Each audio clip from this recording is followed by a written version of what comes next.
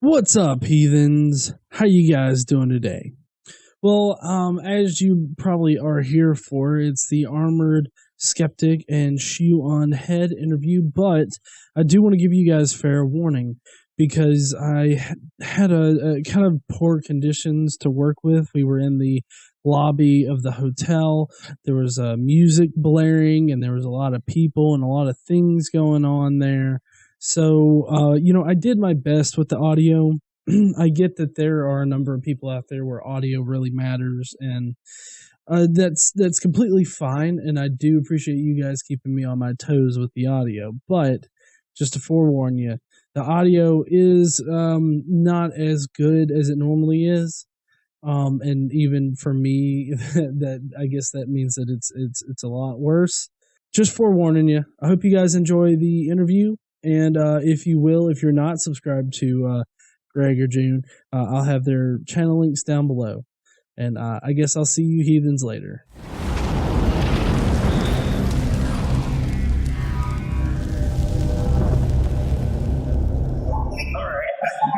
Well, thank you guys for sitting down with me so much. But the pleasure's all mine.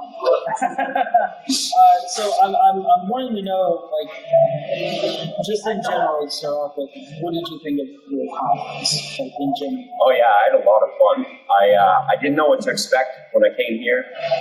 I didn't know that there'd be such a large audience, and people were received really well. Almost universally well received, but almost universally. This is the first time either of us has ever been invited to a conference, and the first time either of us has been in front of a crowd talking about what we talk about on the channels. So we were a little bit nervous. I mean, you can tell we were stumbling on our words for the first 15 minutes we were on stage. I was just living in my script. I was just like, yeah, you were very cute.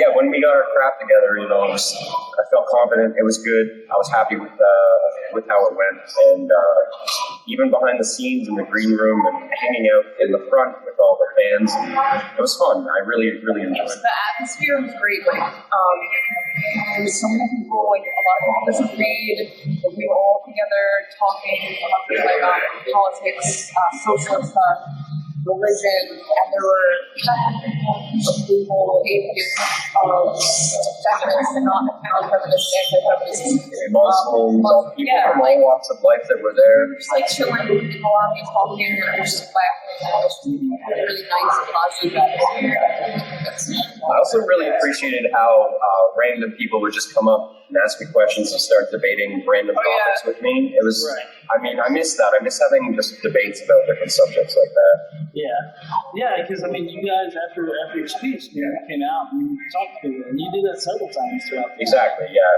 Which is something that some of the people said that probably wasn't going to happen. They had this fear that you guys that were just going to speak, and then you weren't going to be challenged. A 60-year-old feminist came up to me. She's like, I really appreciate it. We just trying to open the dialogue. I was like, oh my god, it's really sweet. Yeah, Matt Dillahunty of all people. Everybody knows that he's somewhat progressive, and he actually said after the speech, believe it or not, our opinions are opposed or different, but he and I ended up debating after our speech about the differences of our opinions. Oh yeah. And I don't think that there was a single point in our entire time here that people weren't questioning what we were talking about, or trying to either better understand it or try to get us to maybe understand their perspective on the subject better. But when we left our speech, we went out to the lobby, there was this storm, and I was like, we were overwhelmed. It was amazing. Everyone was just so happy, and we were great. And then the second time, Sargon storm was around each other. We had to get the break. Yeah, it was nice. And Sargon. Thanks, Sargon. It was so funny. Yeah, it was awesome. Everybody had their little merch tables. You had your words. Yeah. Right. I got the. Yeah. Thanks, by the way, for letting us use half your table. Oh yeah, no problem. I'm glad that KC was able to find you guys at that small ass island. Yeah. I was glad to let you guys, have it with us. I mean, it was obviously too big for our little thing. Because, we just had some free stuff to give away, and not even everybody wanted that. But I think by the end of the day, we had given away more than half of the information we sat out. So.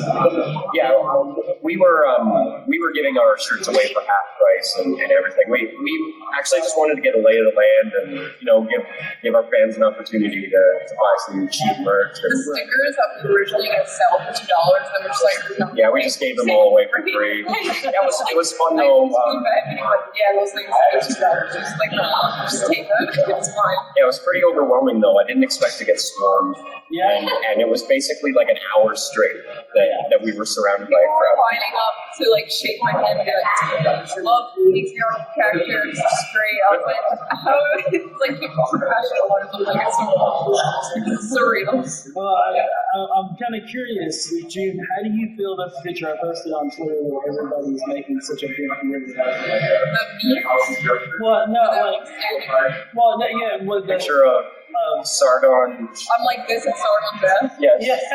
Sargon, June, Dillahunty, and I. Right. Yeah. Yeah. It's such an awkward screen cap, but it's really funny because it looks like I'm like really impressed. I'm like the guy. It's like. Well, I think you were in the middle of just looking around the room, and had your eyes were kind of half. So it looks like she's really disappointed to be there. But we all know that she wasn't. No. Yeah, that party, that was the meet and greet before the whole convention happened. Right. Yeah, that was a good party.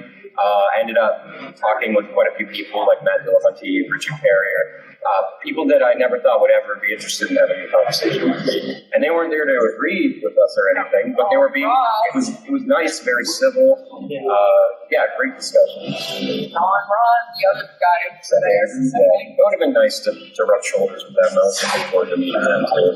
Yeah. How do you? I know on stage you sort of espouse your feelings about, how to characterize you guys. I hate to ask you to repeat here, but how do you guys feel about how you characterize you? I was very disappointed.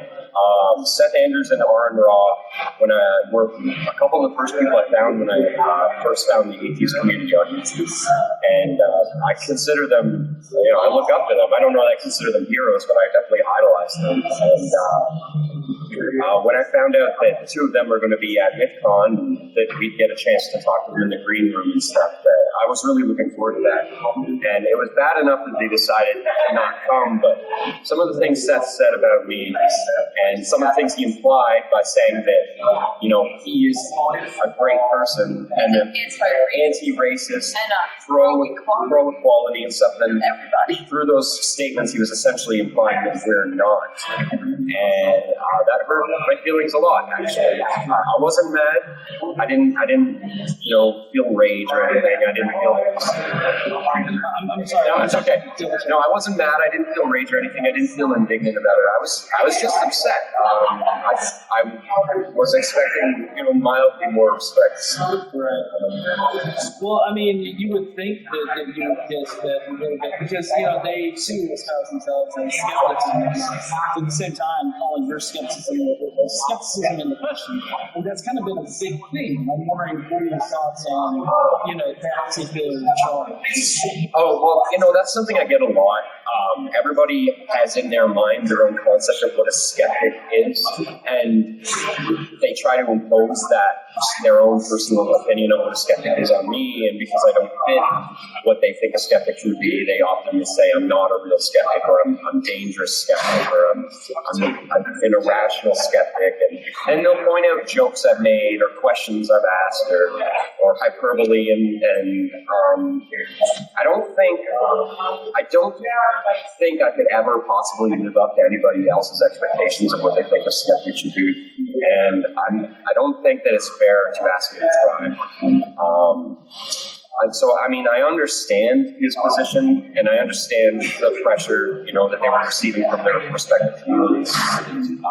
But I don't think that it was a fair assessment of himself. I think it's just bullcrap how they really just they had all these they had all their reasons for Sargon, You're like, Sargon said this and this, like they were giving examples and they were all like, yeah, but in their defense, Sargon has opened himself up for those criticisms. So it's not like those criticisms came out of nowhere. I know, but for us, they were like, yeah, they're racist, sexist. They're like, can you give examples? Yes, Seth said that we were reckless, but he didn't exactly qualify it. Right, he didn't explain how. No, I feel like a lot of the criticism that we were receiving in general wasn't very constructive. It sounds like it came from Steve. It sounds like Steve was like, hey guys, people, they're racist and they're sexist. They're like, oh really? Okay, so. No, it went beyond hyperbole. It was just blatant lies. Right. Well, I mean, that's what I've really been seeing.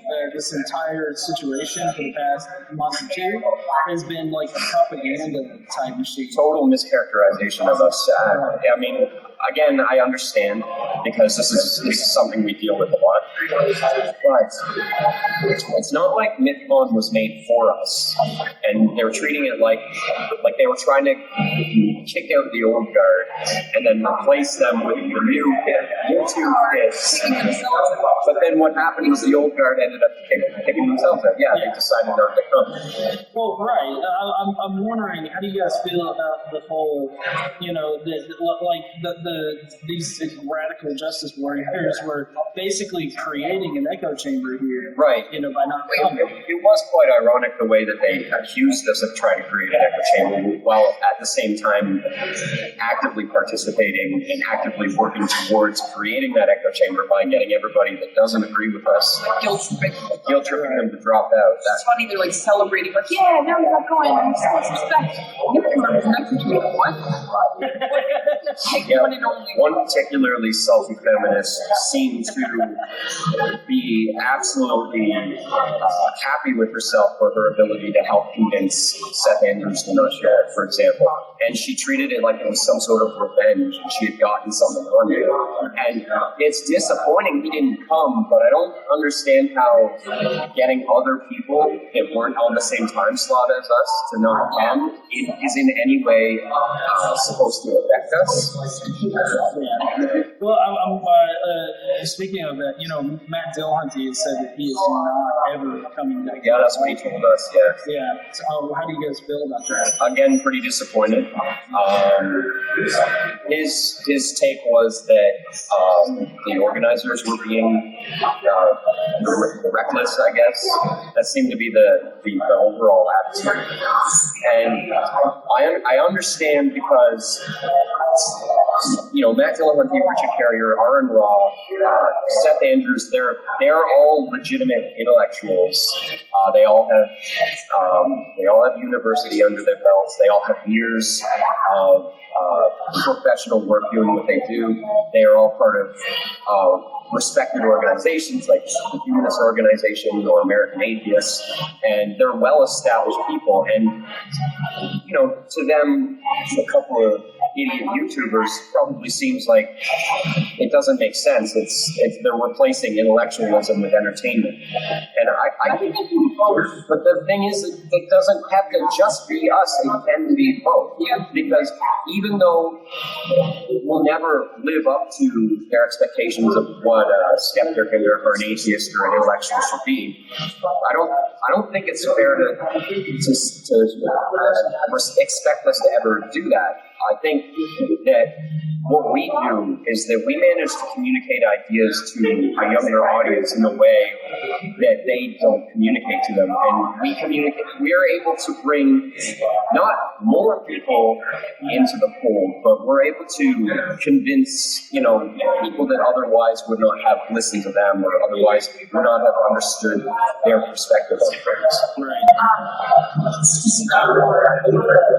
Like, I'm dropping out the other atheist guy dropping was a mistake because like a lot of my audience is young, and they could have potentially went there and that was a thing that got your audience, but now they missed out on it because they didn't want to share a convention. Yeah. Not even the stage, like they didn't want to be in the same building. Yeah, I'm not saying this as an insult. It was just the way it was that quite a few of the young people that came to come see June, Sargon, and I, they didn't know who Seth Andrews was. They didn't know who Aaron Ra was. And if they had come to the convention, then they would have been exposed to a whole different realm of skepticism and atheism that they otherwise never would have seen. Right. Which I find it funny that you mentioned that because they called you guys micro celebs. Okay. That was an insult to call us micro celebs, so I'll insult them back and say that almost everyone there was there to see us and not. We were, okay, status.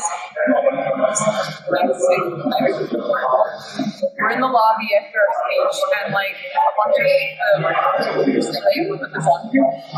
feel really bad, but like a bunch of them were standing there, and all the people lined up to see me, Sargon, guys, like all over talking to everybody, like, and it was like sad. But even the people coming up to say we're feminine, oh my god, like it was like great to meet you guys. Yeah, even Matt Dillahunty's fans and Richard Carrier's fans were coming up to us and talking to us and debating with us and shaking our hands. They have to recognize that, like, they can't make themselves mistakes. They need to get involved. They need to not talk about a thing like this. They need to, like, I think stand their ground, or else they're gonna like fade away. I think what it comes down to, and I realize that this is a little bit psychoanalyzing, but I think what it comes down to is that there's an aversion to acknowledging that the conversation within the atheist sphere and the skeptic sphere has changed, and that there's an aversion to acknowledging that there's two sides or multiple sides to this debate within the skeptic atheist sphere. And that social justice is a hot topic, and social issues are a hot topic that we now as a community are talking about. And I think that their motive may have been somewhat related to their refusal to acknowledge that they're not actually part of that conversation, and they'd rather opt out than appear irrelevant. I'm not saying that they would have appeared irrelevant, but I'm just saying that there might have been some fear in their motivation. Right. Yeah, well, I mean, it definitely seems like fear. I mean, to me personally, with Arn, Seth, and other people backing out and whatnot, it just kind of showed that, at least I felt that their position was weak. Right. Like, if they can't confront somebody, and tell them how they're wrong, then I feel like they're weak. And that's why, like, on my channel, I call into these Christian hotlines. I get Christians on there. I get people that I disagree with, like, on there to discuss things. And I just find it really, I guess, weak to, say, like, no, I'm not going to go because I'm so opposed, ideologically opposed to these people that I just don't even want to have a conversation. Right. Walking away from the table doesn't confirm your position. It only hinders your position. Right. And they didn't even have to participate in the conversation that we were having.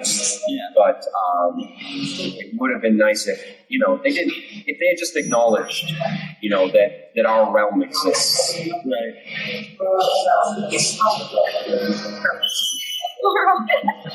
Well, to shift a little bit here, I know June really expressed dismay over how the Sargon and Thomas thing. Oh yeah, well, June and I were both very disappointed with the entire situation. The debate, I don't want to point fingers here, but I'm just going to say what happened. So Sargon and Thomas, they sat down. Thomas brought out his laptop, and the premise of the speech was that Thomas was going to interview Sargon and was going to. But what happened was Sargon started coming back with his own questions within the first couple minutes, and Thomas immediately got hostile, immediately got angry, started treating him like a hostile witness, just like opened up. Yeah. By being like, why do you think you're not so happy? Well, I got all these tweets you made. Yeah, Like, so Thomas why is it so personal? Like, you talk about issues. Thomas was bringing up individual things that Sargon has said on social media and wasn't really discussing his political positions. And Thomas got very angry, very hostile, very quickly, and then It's like he acted like a man meeting. and then he started yelling at the crowd and insulting the crowd, and that was a bad So unprofessional. I don't Very care how unprofessional. like obnoxious people in the crowd are being. Just focus on the person that brought them on stage, not insult the crowd. In his defense, the crowd was ridiculously rowdy. Some people Ridiculously rowdy. People were yelling at us on the stage. The guy, like, in front of me was like, he's saying really stupid shit. Like, it's dumb, irrelevant, just shouting it. It's like, shut up. And his friend next to me went, dude, Shoe0nHead just told me to shut up. But the girl next to me was a feminist, and she was like, it's really hard over.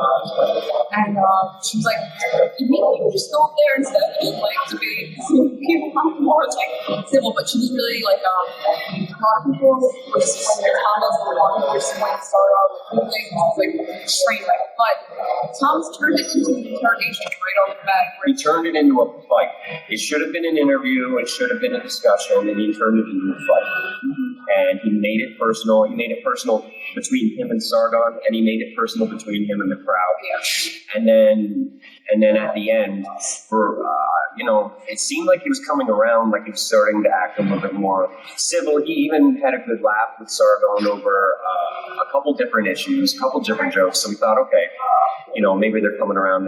But then he ended up leaving the stage 5 minutes early. He rage quit the debate. With that, though, him leaving for the Q&A, him giving Sargon the platform.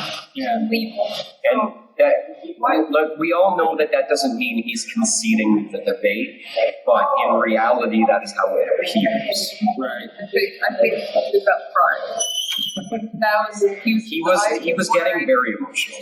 He was getting overly emotional, like, unnecessarily. I just wanted to take it to those cans that were like saying dragged both off stage. Like, stop fighting. There were moments though during that discussion that were great. Thomas was actually asking Sargon good questions, and Sargon was actually giving real answers to those questions, and they weren't bickering at each other. But those moments were few and far between. Right. The best part though was when that feminist had the microphone. She was like, as white men, I don't think I should be discussing this. And Sargon's answer was, okay, well, try not to be a white man. So it was like very. Yeah, that was beautiful. That was beautiful. Well, yeah, I didn't actually hear Sargon respond like that, but I mean that's because I was just like, so that means that like white men can't discuss this particular issue. And you know what? That isn't even really what the debate was about. The debate was more about how much of an asshole Sargon is. Right. Yeah, and apparently it's a lot. He's a lot of an asshole.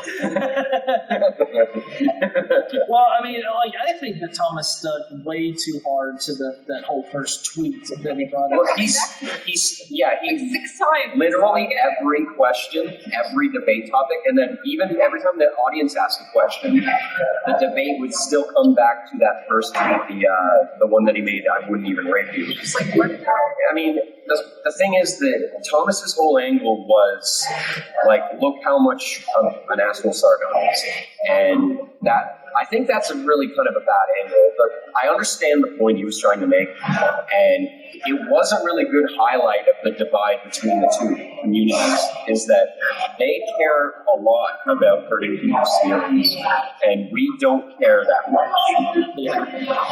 And if they had been more honest about, what that divide was, instead of Thomas trying to impress his own sensibilities on the audience, which is what eventually it evolved into, then it would have been a much more productive conversation. Yeah. I think Thomas felt a little pressure because of the artistry of everybody. They were like, oh yeah, better challenge him.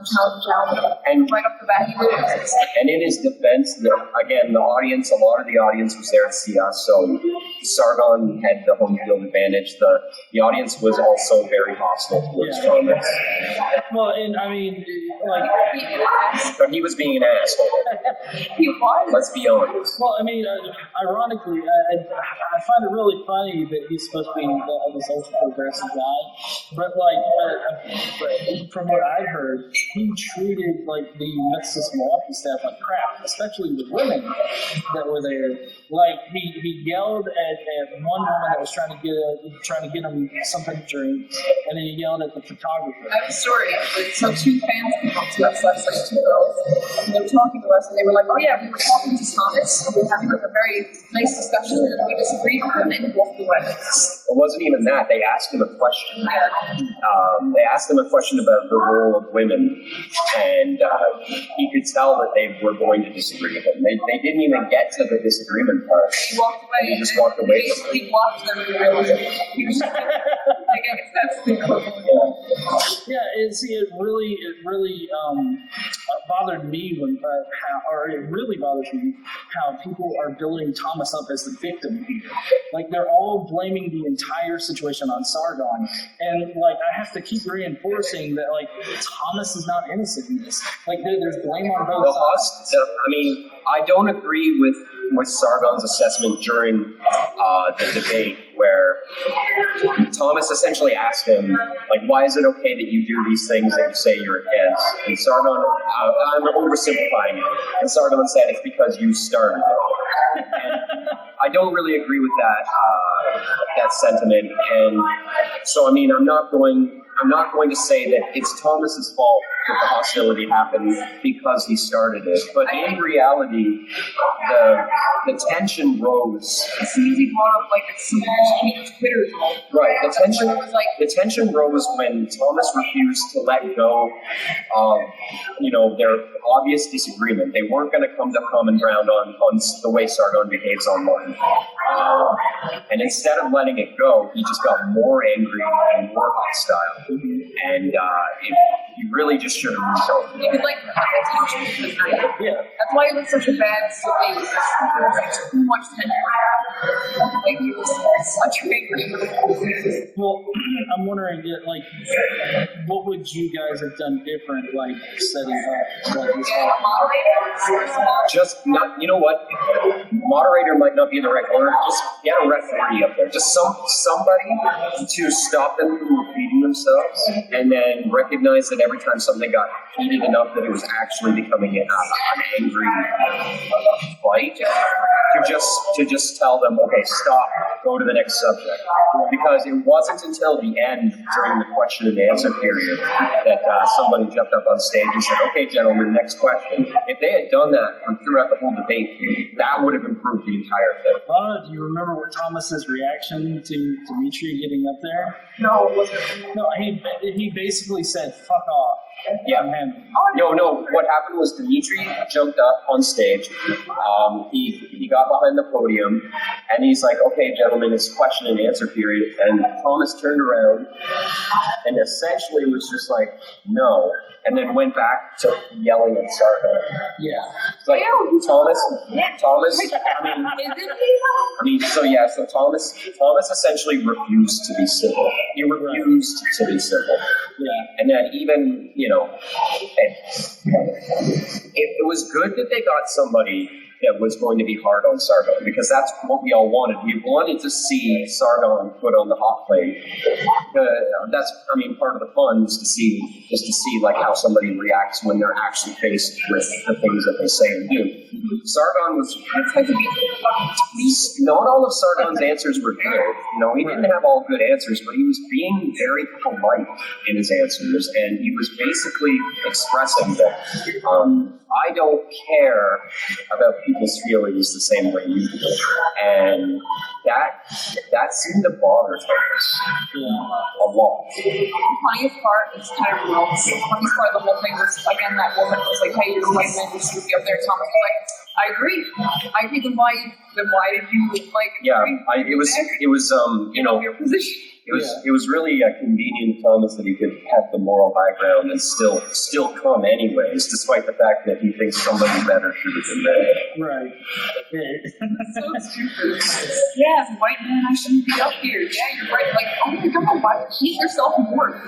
Yeah. Well, I find that part really funny that he thinks like a white woman or something should be the one to discuss these things, right? But at the same time, like that side of it, not necessarily that he's part of all of that or whatnot, but like they constantly have been attacking like women, like either online or actually in just physically. Well, it's always been a cliche, for anti-feminists to point out that male feminists quite often are very inhumane to women. And Thomas, it was not hyperbole. He was absolutely resembling all of those stereotypes perfectly. Like a lot of people say it's overcompensation. They actually are. It makes it appear like he's overcompensating. Yeah. Well, I'm kind of curious. During the debate, Sargon tried to turn around a couple of times statements that he was making, primarily about like the race subject with I always forget what it's called. Where they pick the candidate based on race and they're underrepresented. Affirmative action. Affirmative action. Yeah, that was actually one of the better parts of the debate. When they were talking about affirmative action. Well, yeah, that was well into it too. Yeah. When they actually started to kind of have a conversation. Exactly. Yeah. And so, I mean, I thought that part was really well. And Thomas actually had some pretty good points. Oh yeah. Yeah. I mean, not that I agreed with. Yeah, but like points we've never considered. Yeah, not that I agreed with his overall conclusion, but he actually made me think about things that I never thought of. Sargon was right. He's like, you're being racist. No, it is. That is a form of discrimination. Right. Yeah.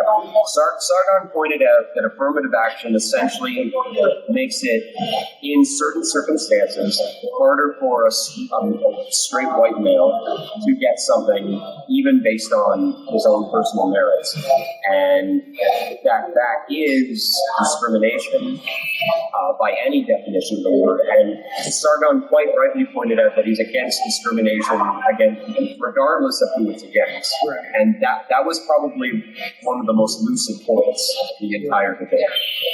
Well, which is funny because they're still calling him the white nationalist, white supremacist. I got called, of course, by Dan Arl. I got called a neo-Nazi. Everyone's a neo-Nazi. Dan Arl said I was a white nationalist. Yeah. A Canadian white nationalist. Yeah. Well, let's move on from that whole topic. Yeah, please. But I'm wondering, what did you think about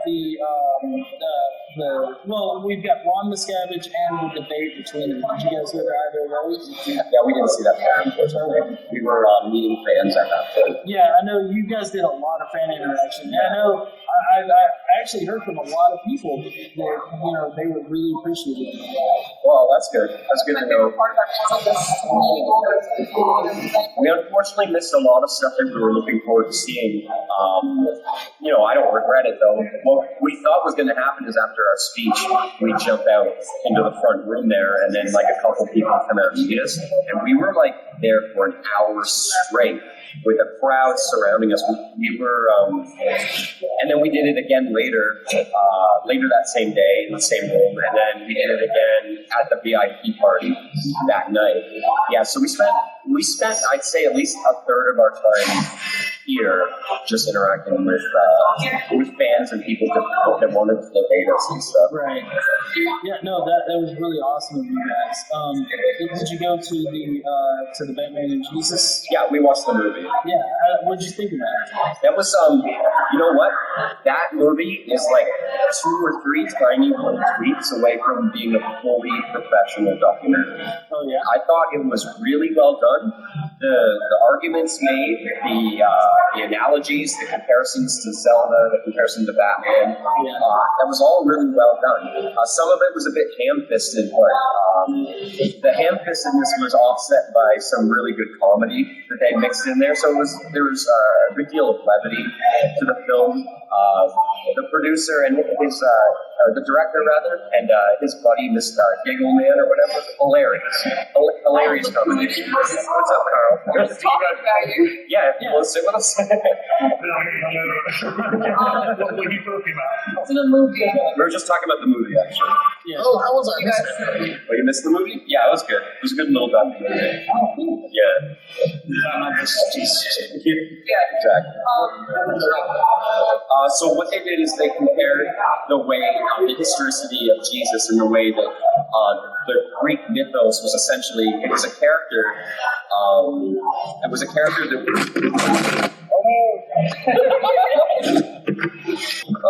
The only problem I had with the movie was the audio of it. yeah, that was one of the tweets I was talking about. Oh yeah, the audio levels. Like I was with a girl, and as soon as one part hit, she was like, "Damn, could they turn that down?" Yeah, it was one of the songs in the beginning was a little too loud, and then there were dialogue moments where somebody was too quiet. Right. Yeah, I think that those were pretty good tweets.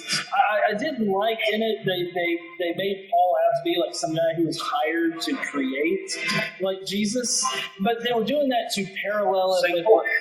Well, yeah, in the part where they started describing Jesus and Christianity and whatnot, they talked about Paul like he was hired to create Jesus, but that was to parallel it with like how Batman started, how he was created. Yeah, this isn't in the movie, but I can tell you the way that Greek playwriting worked. And some of the Gospels are written in the same structure as a Greek play. And back in the days of Greece, they would have like a few popular characters, and that playwrights and authors would write, fanfics of that one character.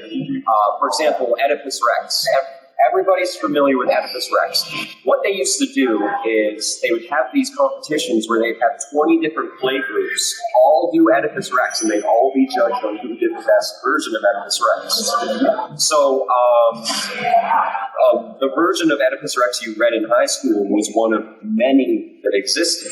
So the same thing would have happened with Jesus. It was a character that was created a mythos through Paul, and that the Greeks adopted him, and then they started creating their own versions of him. And there's versions of him that never made it into the Bible, like Aaron Ra pointed out in the documentary. This is actually one of my more favorite ones. It's like this evil Damien version of Jesus, where he's like killing all of his friends and like just random kids, and then like some kid accidentally dies, and then Jesus brings him back up to life just so the kid will tell everybody that Jesus didn't kill him. Hilarious, but that's the way Greek mythos worked back then. It was their version of comic books at the time. That's really interesting as well. It's like if you look at the Judean revolutions against the Romans and the previous Greek empires, it would make a lot more sense if Jesus was a bloodthirsty revolutionary like the Maccabees. Well, my theory is that it is based on a somewhat real person, somebody who. The Romans were occupying Israel. So the Hebrews had motivation to try to lift up one of their own as a son of David, as a descendant of David, and say, this is our real king. This is the man that we should be following, not Caesar, not the Romans. And that whoever that was that they ended up lifting up, who may or may not have actually been related to David, eventually those kind of stories evolved into the Greek mythos that was later made. But the movie posits actually that was something that came later. They believe that they attached Jesus to Judaism to make him seem more legitimate. That's really interesting. I mean, it's been a long time since I've read up about Jesus. I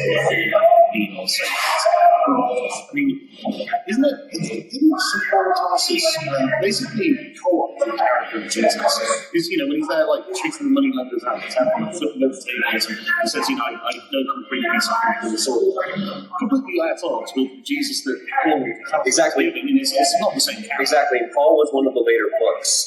Mark was one of the earlier ones, and Well, Paul was first. no, Paul was first. And then the Gospels came later. Oh yeah. No, sorry. In the Bible, it's sold as if Paul came later. Right. And then, but you're right though. Paul's writings do predate the gospel. The funny thing actually is, back when I was a Christian, I used to be like a skeptic Christian. I thought I was the right kind of Christian. And what I do is I find parts of the Bible that weren't consistent, and I thought, oh well, these are real. And Paul was one of those characters where his entire account of Jesus is completely contradictory with the Gospels. Yeah, what I find interesting is it makes complete sense that Jesus would be like a Jewish revolutionary and stuff. Yeah. Because what was the king? Herod was supposed to be the one that was king when he was born. Right. Who was the king who was collaborating with the Romans when he was I don't know about it. Yeah, I'm not exactly sure who was the king. Because Pilate was the one. Pontius Pilate was the governor. But he was only the governor. He was the actual He's Caesar. the one saying, I wash my hands of this. This is a Jewish problem. I don't write. He's done nothing wrong. Yeah, which is totally antithetical to how he actually was. Exactly. Oh yeah, he at one point there was a Jewish protest or whatnot going on. He had people dressing in like Jewish clothes, hide in the crowd, and then basically go all Assassin's Creed on them and just kill everybody that they could. And he was actually removed from power because he slaughtered a group that was on a holy trip. He slaughtered them, and that's why he got removed. So it's like he killing one Jew is like a Sunday morning for him. Yeah, but I think the difference is it's about how you justify it. I don't think he found any reason to justify it for Jesus of Nazareth. And so that's why I was like, well, this is something the Pharisees making it do. This is an internal Jewish community. But I mean, the Pharisees obviously were still cooperating with the Jews. So this is the history of these guys. No, they were really just oppressive moralists, and they were like, "Oh, please, governor, do something." And he's like, "Okay, well, I have to, even though you might not want to." It's the same principle. Yeah, he was crucifying people all the time. Sure. Like he said, crucify people all the time. It would have been no big deal to crucify one more guy that's causing civil unrest. Yeah, exactly. But they still need to have a reason. I don't think they had a good reason to crucify Jesus. No, they wouldn't. But it's interesting how many guys called Jesus were around at the time and claiming to be the Son of God. How many messiahs in general exist? Well, they actually have the name Jesus, so they might push Jesus. Exactly. What do you think about the movie All of Jesus? That was very interesting. This is a debate that I stopped caring about when I was like 17. So it was cool to just be around everybody who I was into this because the whole social justice thing that's kind of inspiring me for a while. So it's cool to see a different debate and be around people talking about Christ. It was super exciting to finally talking about religion. Also paired and yeah, sometimes it feels like it's a debate that's a bit dead. It's a debate that I sometimes get a little burnt out on. But this kind of reminded me of 2009 and 2010 again, and it was nice to have those conversations again because in that time people have come up with new arguments and new perspectives, and I definitely benefited from those conversations. The movie was good, yes. Good to see you. It's good to get the three amigos back here. Thanks for I'm glad that you came too, just so you know. I had a great time. I was just looking at it. Oh my God.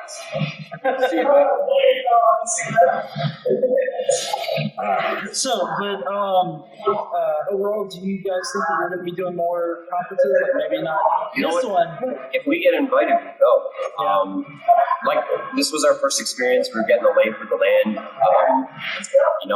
But I think that we proved that people want to hear what we have to say, and that people are willing to drive a couple hours to come hear us say it. Yeah, next time we'll have bullet points and not the script.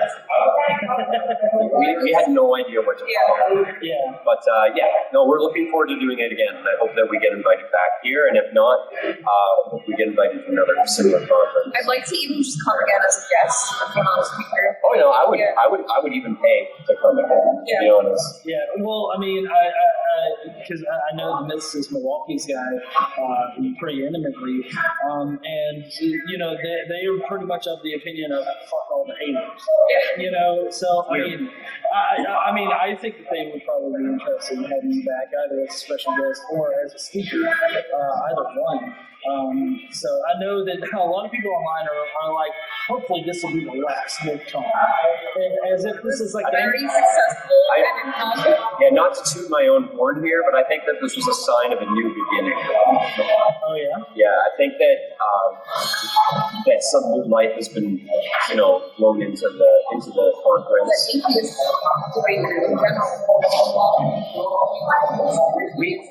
People need to start acknowledging what the conversation is about online, and I think there was a huge aversion to acknowledging that what the conversation was really about, and I think people are thirsty to hear about it, and I think that they didn't make all the right decisions this year. They made some pretty, even by my standards, some pretty controversial decisions, but it was overall successful, and I think that they made a lot of good decisions, and I have faith that the future of the conference is going to be very successful. Yeah, I think that. Well, I know that they say that they're planning something bigger and better for next year. Honestly, I don't know how they can get bigger and better than this controversy right here. But I'm really glad that you guys felt welcome here and would really like to come back again. I mean, I know I'd like to see you guys again at some point. I know that you guys kind of get inundated with messages, tweets, and all that kind of stuff, and you're really busy in general. So I'm really appreciative that you were able to sit down. I'm really, really glad that we came. Yeah. And I followed you on Twitter, and then also the girl that you guys Casey. Yeah. You guys are cool. Thanks. I really appreciate it. Yeah, and I have to say, like, the one person on Twitter that was like, "You should be ashamed of yourself for posting that picture with June," and the one where she's looking down and away. He was like, "You have any respect for her?" What's that? That was just a joke. June's eyes just happened to be like this in the photo, and people were making fun and of so it. they were memeing it like, "My feet hurt. I want to go home and yell at the computer. I'm not boxing," like stuff like that. It's really funny. That was like only about 3 minutes after we had walked through the door, so we were still sober. Well, yeah, I mean, that's what I thought was funny, because like KC was right there with me, and she was like, "If you move over a little bit, you can get all four of them in a picture." So I'm just like quickly getting it, and then I posted it. I didn't even think to look at what her face was doing. But yeah, I'm really happy we went. The people that we did meet, I was excited to meet, like Matt Dillahunty. I'm honored that he decided to sit down and have a conversation. Richard Carrier, Melissa Chen, you obviously, and it felt. I was honored to be a part of it. Good. So are you guys just going to go ahead and go home today, or? Yeah, our flight is this morning or this afternoon. We didn't arrange our flight; they arranged it for us. But we're going to be heading home this afternoon. All right. We'll probably each make a video of it. Yeah. Awesome. Yeah. Well, obviously, I'm kind of doing some content. Oh, are you?